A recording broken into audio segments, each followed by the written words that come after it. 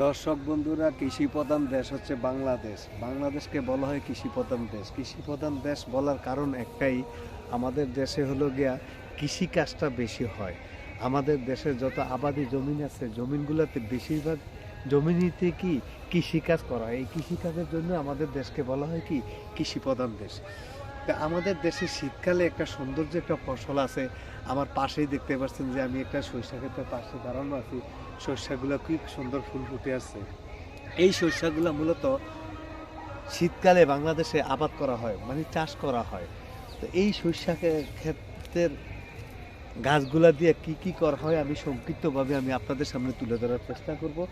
আপনি এই পাশেও দেখছেন এই গাছের গাছগুলোতে ফুল কম দেখা যাচ্ছে, মাত্র এই গাছের ফুলগুলা মাত্র হচ্ছে, এই কারণে এগুলো একটু কম দেখা যাচ্ছে। আর আমার প্রথম যে ভিডিওতে দেখছেন ওইগুলাতে একটু ফুল বেশি দেখা যাওয়ার কারণ হচ্ছে এগুলাতে ফুল সম্পূর্ণ হয়ে গেছে, এখন এগুলাতে বীজ হবে। তো বীজ হলে এই বীজ থেকে কি শস্য হবে। তো এই সরিষা গাছের কয়েকটা গুণ আমি আপনাদেরকে বলে দেই। এই কারণে বলে দেই যে এই সরিষা গাছের এই যে পাতাটা দেখতেছেন, আমি আপনাদেরকে দেখাচ্ছি। এই পাতাটা দিয়া দুই ধরনের সবজি হয়। এক হচ্ছে এই সরিষা দিয়া যদি আপনি শাক করেন, শাকটা খুবই অত্যাধিক খুবই সুন্দর শাকটা। এই শাকটা খুবই সুন্দর। এই শাকটা আছে না, আপনি যদি খান তাহলে আপনার খুব টেস্ট লাগবে। আর এটা দিয়ে আরেকটা আপনার আমাদের তরকারি হয়, যেটা হলো গিয়ে এটা দিয়ে ভর্তা। এই পাতা দিয়ে যদি আপনি ভর্তাটা করেন না, ভর্তাটাও আপনার সুস্বাদু হবে। তো এই সরিষা দিয়ে, যেমন এই পাতাটা দিয়ে আপনি দুই ধরনের কি করতে পারবেন। তো এই সরিষা পাতা দিয়ে আপনি কি ধরনের দুই ধরনের পাইলেন। একটা পাইলেন হলো গিয়ে এই সরিষা দিয়ে শাক করতে পারলেন, আপনি শাকটাও খুব সুস্বাদু। আর আরেকটা হচ্ছে কিন্তু এই সরিষা পাতা দিয়ে যদি আপনি যদি ভর্তা করেন, তো ভর্তাটাও আপনার কাছে কি খুব ভালো লাগবে। আর এই সরিষার ফুলগুলো আছে না, এই ফুলগুলা দিয়েও আপনি আপনি শাক করতে পারবেন, ভর্তা করতে পারবেন। আর তারপরে হলো গিয়ে আপনার এই সরিষাটা যখন আপনার বীজটা যখন হয়ে যাবে, সরিষা যখন পরিপূর্ণ হয়ে যাবে, তখন আপনার এই সরিষা দিয়ে আপনার কী হয় আপনাদের জানার আর বাকি নেই, আমার এটা বলা লাগবে না। এই সরিষা দিয়ে মূলত আমাদের যে সরিষার তেল ব্যবহার করা হয়, যেই সরিষাতে বিভিন্ন পুষ্টি আছে, এই পুষ্টিগুলো একমাত্র এই সরিষার থেকে হয়। তা আমরা দেশে এখন ভেজালের দেশ হয়ে গেছি, কে বুঝছেন। সঠিক জিনিস পাওয়াটা খুব দুষ্কর। আমরা যেগুলা খাই এগুলো হচ্ছে মূলত কিন্তু বিষ। আমরা যেই দোকানপাট থেকে কেনাকাটা করে সম্পূর্ণ আমরা বিষ খাচ্ছি। তা আপনি যদি অরিজিনাল সরিষা খাইতে চান, তো বিভিন্ন কোম্পানির তারা আপনাকে বলবে যে 100% পিওর, কিন্তু এটা কতটা পিওর আমি বলতে পারবো না, আপনারা আমার থেকে ভালো জানেন। তা আমি মনে করবো যদি আপনারা যদি অরিজিনাল বা 100% পিওর সরিষা খেতে চান, সরিষার তেলটা খাইতে চান, তাহলে আপনার এই সরিষা কিনতে হবে। সরিষা কেনার পরে আপনি নিজে ভাঙাইতে হবে। ভাঙানোর পরে যেই তেলটা পাবেন এটা আপনি পিওর পাবেন। আমি এতটুকু আপনাদেরকে কি ধারণা দিলাম। তো এই যে সরিষাটা, এই সরিষাটা মূলত আমরা বাংলাদেশের শীতকালীন ফসল একটা। শীতকালে আপনি দেখবেন পুরা বাংলাদেশে আনাচে কানাচে সরিষার আবাদ হচ্ছে, চাষ হচ্ছে। আর চতুর্দিকে দেখবেন কি সরিষা ফুলের হলুদ কালার। হলুদ কালারটা আপনার এত সুন্দর ফুটে যে এটা দেখতে আপনার কাছে খুবই ভালো লাগবে। আপনারা দেখতে পাচ্ছেন আমার আশেপাশে যেই সরিষা ক্ষেতগুলো দেখছেন কি সুন্দর। পুরা এখানে যত ফাঁকা জমি আছে, সম্পূর্ণ ফাঁকা জমিতে সম্পূর্ণভাবেই সরিষা করা হয়েছে। তো এইটা হলো গিয়ে শীতকালীন আমাদের বাংলাদেশের ফসল। তো আমি আপনাদের কাছে সংক্ষিপ্তভাবে তুলে ধরার চেষ্টা করছি যে সরিষা দিয়া কি কি হয়। তা আপনারা আমি যে কথাগুলো বলছিলাম ভিডিওর প্রথম থেকে, আপনারা সেইভাবে সরিষার পাতাগুলো দিয়ে খেয়ে দেখবেন, আপনাদের কাছে ভালো লাগবে। তো আপনারা অবশ্যই আমাদের ভিডিওগুলো আছে না, দেখবেন, শেয়ার করবেন, কমেন্ট করবেন ভিডিওগুলো কেমন লাগলো। আর আপনারা যদি শেয়ার করেন তাহলে আমাদের উৎসাহ কি বেড়ে যাবে। তো বাংলাদেশ হলো কৃষি প্রধান দেশ। এই কৃষি প্রধান দেশের 12 মাসের ভিতরে বিভিন্ন সময়ে বিভিন্ন ফসলের আবাদ করা হয়। তা আপনারা দেখতেছেন যে আজকে আমরা সরিষা কিভাবে আবাদ করা হয়, সরিষা দিয়ে কি হয়, কিভাবে ব্যবহার করা হয়, এগুলা নিয়ে আপনাদের সামনে তুলে ধরার চেষ্টা করছি। এই যে সরিষাগুলো দেখতেছেন গাছগুলা, এগুলা আর 1 থেকে 1.5 মাস পরেই এগুলা কৃষকের ঘরে নিয়ে যাওয়া হবে এবং এগুলার ফলনগুলো যখন পেকে যাবে, তখন সরিষাগুলা নিয়ে আমাদের বাংলাদেশের বিভিন্ন স্থানে এই সরিষাগুলো বিক্রি করা হবে। এগুলা দিয়ে আপনার সরিষার তেল করা হয়।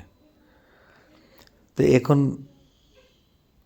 আমি আপনাদের কাছে অনুরোধ করব যে আগেরকার দিনে যেরকম আমরা সরিষার তেল খাইতাম এখনও আমরা সরিষার তেলটা খাওয়ার চেষ্টা করি।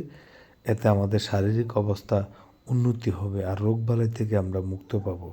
আর এই ফলনটা পেতে হলে আপনার 4 মাস অপেক্ষা করা লাগে।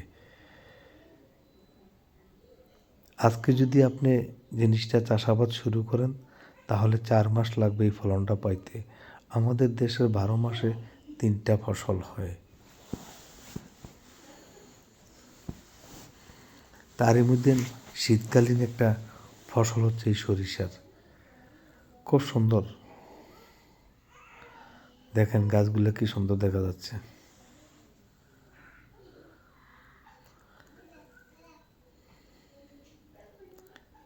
তা আমরা অবশ্যই আপনাদের সোনার বাংলাদেশের সোনার ফসলগুলো আমরা তুলে ধরার চেষ্টা করব। তো আপনারা আমাদের পাশে থাকবেন আর আমাদের এই ভিডিওগুলো কেমন লাগতেছে অবশ্যই একটু কমেন্টের মাধ্যমে আপনারা আমাদের সাথে যুক্ত থাকবেন।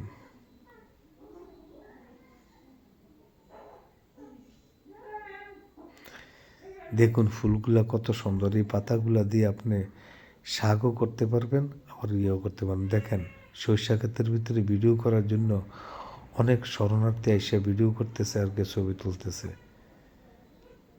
আর সরিষা ক্ষেত যখন ফুলগুলো আসে তখন দেখতে খুব সুন্দর লাগে। দেখেন ফুলগুলা কত সুন্দর লাগছে পরিবেশটা। যেহেতু কৃষি প্রধান দেশ বাংলাদেশ, এই জন্য আমি আপনাদেরকে বলবো অসাধারণ যে একটা পরিবেশ। আমরা কিন্তু এখন ভেজাল খাইতে খাইতে এখন আর অরিজিনাল জিনিস আর পাই না। এই জন্য বলছি আমরা আগে কিন্তু আমাদের মা ভাবিরা আমরা কিন্তু বিভিন্ন বোনেরা ফসলগুলো কিন্তু আপনাদের সরিষার সামনে তেলই একে একে ব্যবহার তুলে করা ধরবো। হতো। যদি আপনারা সোয়াবিন তেল আসছে আজকে বিগত কয়েক বছর আমাদের যাবত। পাশে থাকেন, এই একটু সোয়াবিন কমেন্ট তেল করেন, আসার পরে তাহলে আমরা যখন আমরা সরিষার উৎসাহ তেলটা পেতে ছেড়ে যাবে। দিলাম, তাই আমরা আমরা কিন্তু আমাদের আগে এই ভিডিওগুলো সরিষার আপনারা তেল দিয়ে দেখবেন, কি কমেন্ট সবকিছু করবেন। পাক আর করা হতো। ফসল এই দেখতে সরিষার চান তেল যখন আমরা ছোটকাল একটু থেকে খেয়েছি কমেন্ট তখন করবেন। আমাদের রোগ বালাই কি হতো, তা কম আপনার হতো। কমেন্ট ধরে আর ধরে যখন আমরা এই এক একটা অরিজিনাল ফসল খাবারটা ফ্রেশ এক খাবারটা একভাবে বাদ আমরা দিয়ে তুলে আমরা ধরার আধুনিক চেষ্টা যুগে করব। আসলাম, আধুনিকভাবে আমরা সোয়াবিন তেল খাওয়া শুরু করলাম সরিষার তেলকে বাদ দিয়ে, তখন আমাদের কত সুন্দর শরীরের ভিতরে দেখা যাচ্ছে বিভিন্ন দেখুন। রোগের বাসা সৃষ্টি হতে শুরু করলো। অসংখ্য এই জন্য সুন্দর। বলছি আপনারা যতটুকু পারেন যে সোয়াবিন তেলটা বর্জন করুন। আর আগের মতন আমরা যে আগের জীবনে আমাদের দাদারা দাদারা যারা সরিষার তেলটা ব্যবহার করতো, তারা দেখবেন তাদের কিন্তু রোগবালাই খুব কম ছিল, একবারে সীমিত তাদের রোগবালাই ছিল, তাদের কোনো রোগই ছিল না, কারণ ওরা খাইতো সবসময় ফ্রেশ। তো ফ্রেশ খাবারটা যেহেতু খাইতো এই জন্য রোগবালাই কম হইতো। আর এখন যেহেতু আমাদের দেশে ভেজালে পরিপূর্ণ হয়ে গেছে, ভেজাল খাইতে খাইতে আমরা কি শরীরটা বানাই নিয়েছি ভেজাল, এই জন্য আমাদের কি হয় রোগগুলো আমাদেরকে বাসা করে ফেলেছে।